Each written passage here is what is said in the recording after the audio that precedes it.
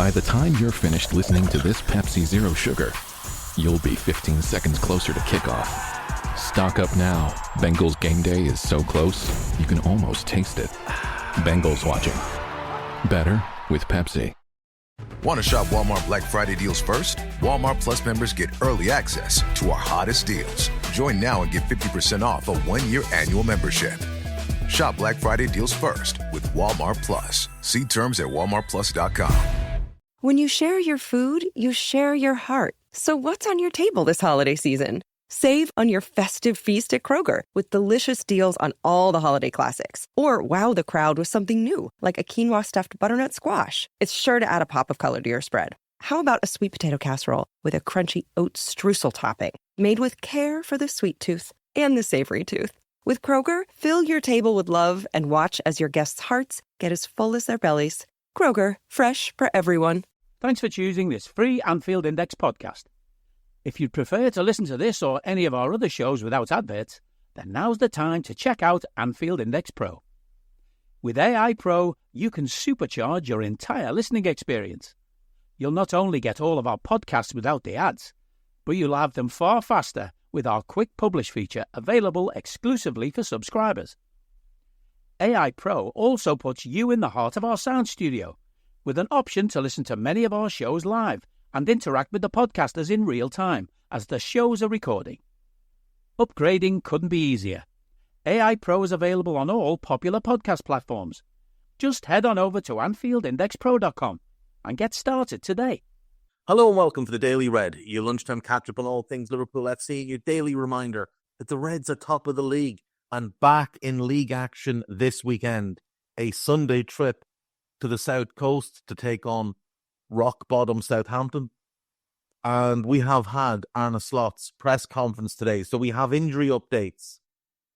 Arne says Virgil is all good, clear to go, he'll train today, and he will play on Sunday. Arne said Trent and Ali will not be available Sunday and likely not be available for Real Madrid. So, bit of a blow to not have them for Real. We knew we probably wouldn't have them for Southampton. And even if Ali was fit, I don't think it would have been ideal to just rush him back in. There's no need to, not with Quivin playing as well as he is. So we can take our time. The big one is City. Ultimately, yes, Real Madrid is a huge game because it's Real Madrid, but we already have 12 points in the Champions League. We are well on our way to securing a top 8 finish. We've probably already done enough to secure a top 24 finish, which would advance us in the competition.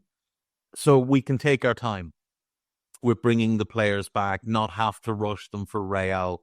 If we were to lose to Real, it wouldn't be the end of the world. It wouldn't really even be a bump in the road because we've already got 4 wins under our belt. And our last 3 games are favourable. They're all games we will feel confident that we can win. So,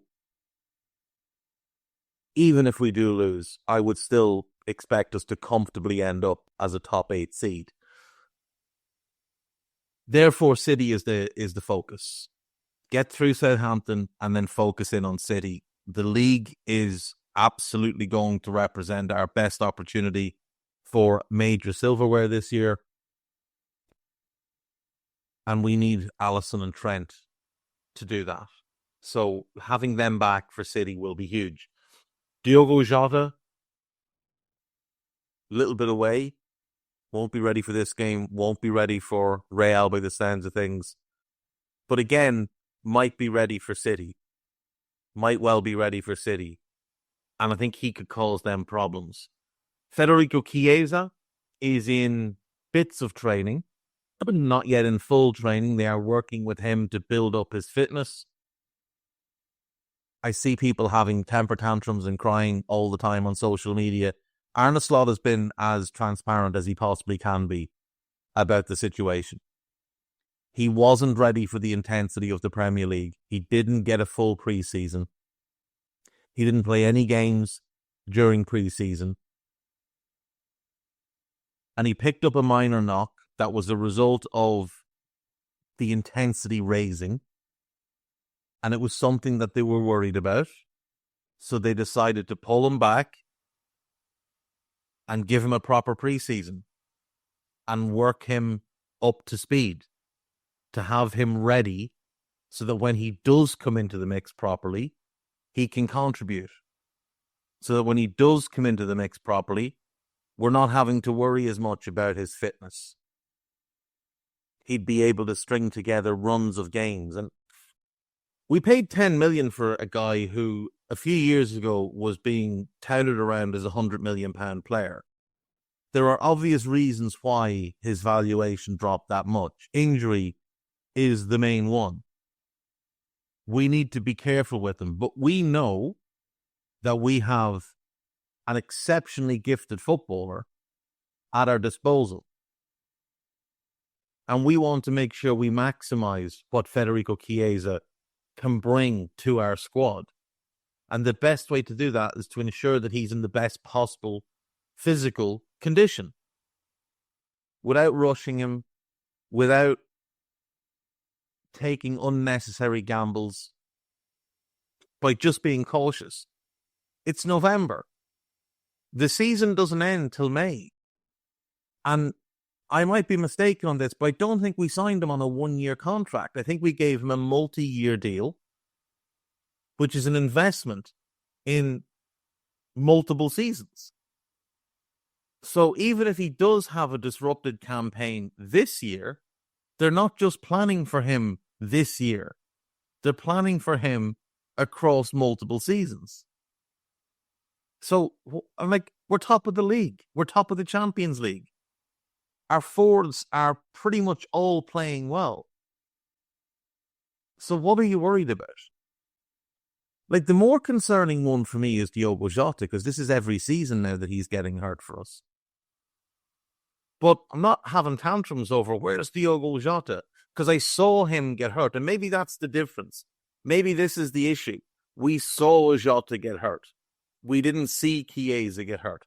But players get hurt in training all the time. Ask Joe Gomez. If Harvey hadn't got hurt before the season started, we would have had 6 attackers all along, and nobody would be paying a blind bit of notice. There's also the fact that there's some people that just believe everything they read online.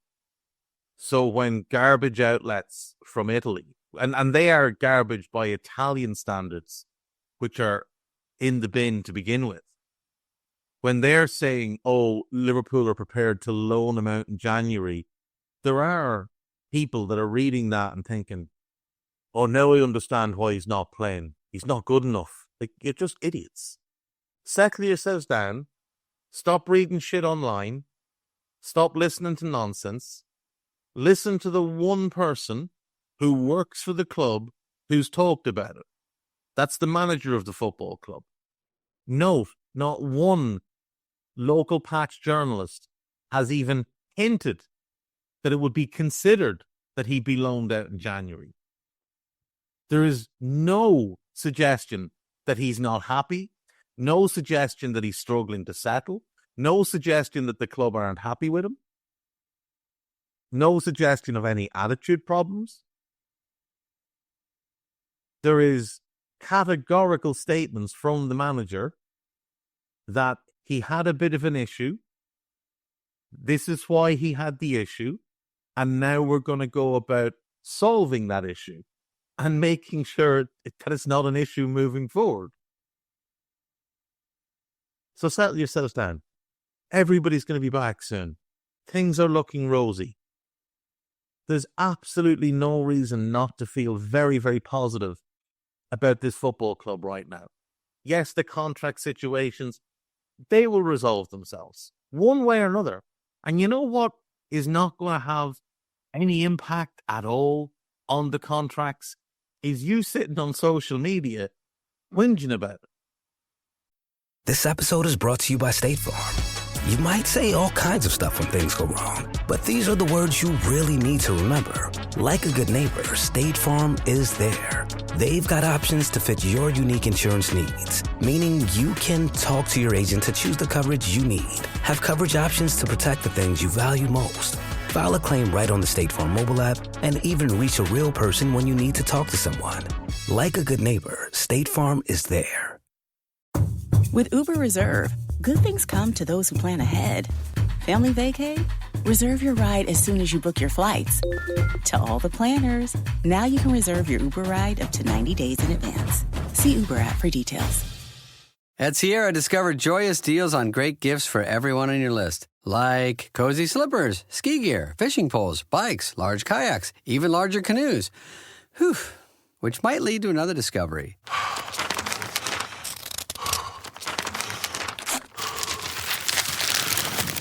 Wrapping gifts is the only sport you need to stay fit this season. 'Tis the season to discover great gifts at unexpectedly low prices. Sierra, let's get moving. It's not going to have any impact at all. I did see, I think Dan Kennett did a poll on Blue Sky and Cy Brundish did the same poll on Twitter about how much blame does Jurgen deserve for the contract situation. And it genuinely blows my mind that there are people that would say none. That is cultish behavior. He deserves considerable blame for the contract situation. Whether you like it or not, the Messiah fucked up. He forced Edwards out. He forced Ward out. He's the reason we didn't hire a sporting director, because he assumed that role himself. He's the reason we hired Jörg Schmatke. So most of the blame is on Jurgen. Richard Hughes inherited a mess. He didn't create the mess. Jurgen did. He didn't allow the mess to go and go and go. Jurgen did. Richard Hughes just came in and tried to fix it. Will he get it fixed? I think he will in at least two of the contract situations. I think he will. Now, I could understand why Mo and Virgil's contracts ran down, given their ages. There is absolutely no excuse for Trent's contract being allowed to get to this point by the old regime. None. No excuse. Jurgen was an incredible manager for us. As an acting sporting director, he was lousy. He was.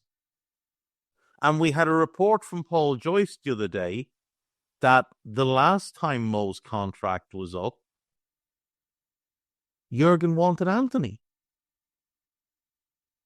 to be his replacement. Anthony. A front three of Anthony, Darwin, and Diaz. Lot of talent. No consistency. No predictability. A lot of money. Bizarre. What else do we have? Cy Brundish had some really interesting stats up on his, I want to say it was his Twitter page, but it could have been his Blue Sky page, but check both. And it was basically about kind of the underlying numbers comparing City and Arsenal this year to City and Arsenal last year and showing just what a fall off they've had and how poorly they're performing. And it's well worth checking out. And he gives a bit of an explainer as well. Can Liverpool win the Premier League title? What the stats say is a piece written by Harry McMullen on This Is Anfield. I would recommend that you give that one a look. The one clear positive to come out of Arna's, well, obviously the Virgil one was positive, but the others not as positive as we were hoping for. The other really positive news to come out is that Harvey is back, available. Arna says we'll have to give him time, so we can't rush him. I'm really curious to see how he gets used. I don't see him playing for Arna in midfield. I think he's too lightweight. I don't think we can carry that. I think it would be different if we had like a Tchouaméni sat at the base of the midfield. But I think a Harvey Alexis Gravenberch or even a Harvey Curtis Gravenberch midfield would be a bit of a liability. Like, a lot of people are incredibly high on Harvey. I like him. I think he's a very talented player. I don't think he ever becomes an automatic first choice for us. I look at Harvey as a sellable asset more than someone that's part of our core moving forward. I've said before, I'm not sure he makes the bench when everybody's fit, because Arnold likes having 3 defenders there. He likes having a designated centre-back and 2 fullbacks on his bench. He's had 4 defenders for most of this season because of the injuries that we've had. So if you think Kelleher's one, Bradley's another, Gomez is another, and then one of Costas or Robbo is going to be on the bench, that's 4. One of Jones or Szoboszlai will be on the bench, there's 5. One of Darwin or Jota, one of Diaz or Gakpo, and Chiesa. That's 8 of your 9-man bench. Endo is more valuable to us than Harvey is, because Endo has a skill set that no one else has. We have creative attacking players on that bench already.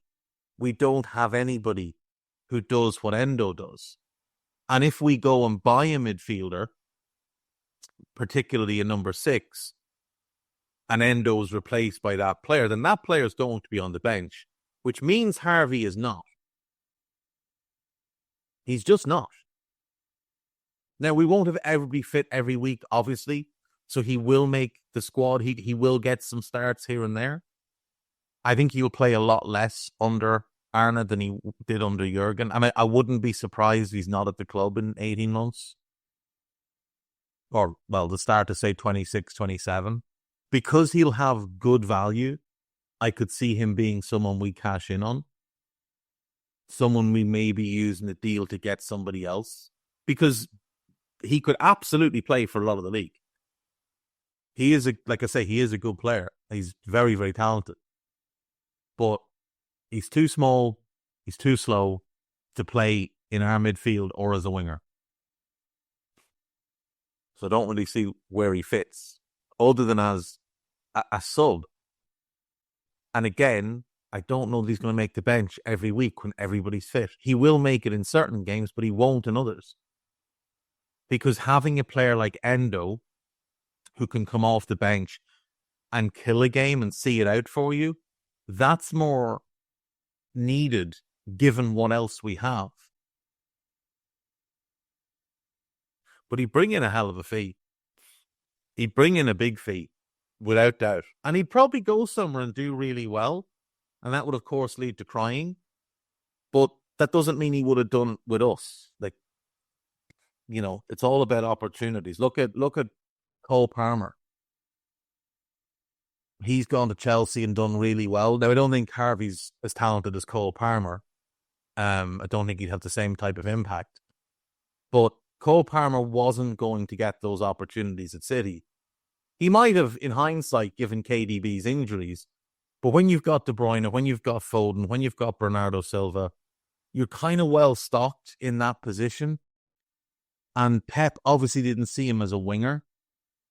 So, you know, he wasn't going to get those chances. We might not know that Cole Palmer was this player if he'd stayed at City.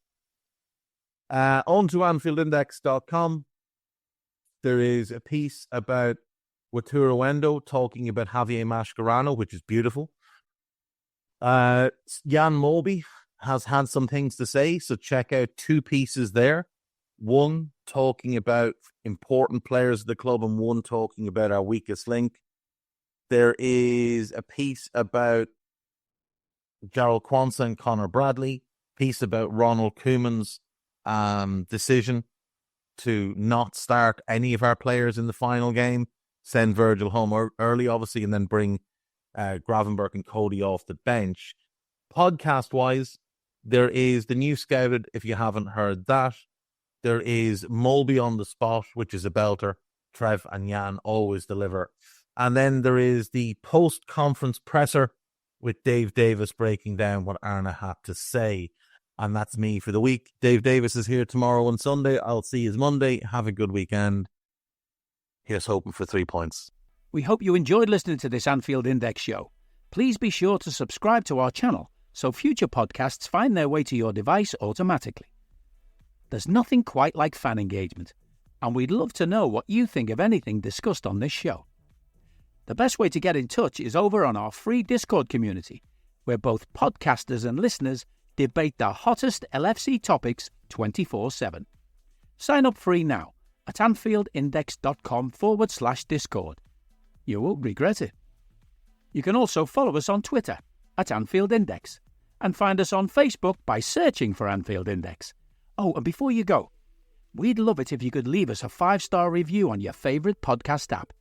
It only takes a couple of seconds, and it means the world to the people who create these free shows.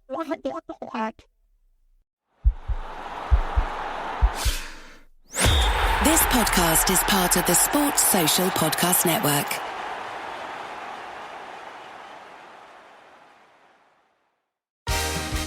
Black Friday is coming, and for the adults in your life who love the coolest toys, well, there's something for them this year too.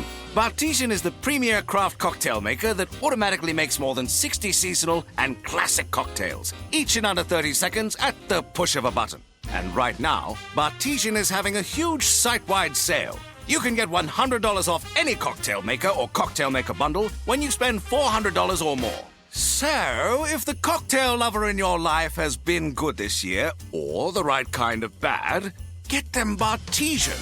At the push of a button, make bar-quality cosmopolitans, martinis, Manhattans, and more. All in just 30 seconds. All for $100 off. Amazing toys aren't just for kids.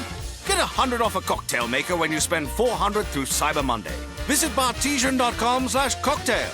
That's BARTESIAN.com/cocktail.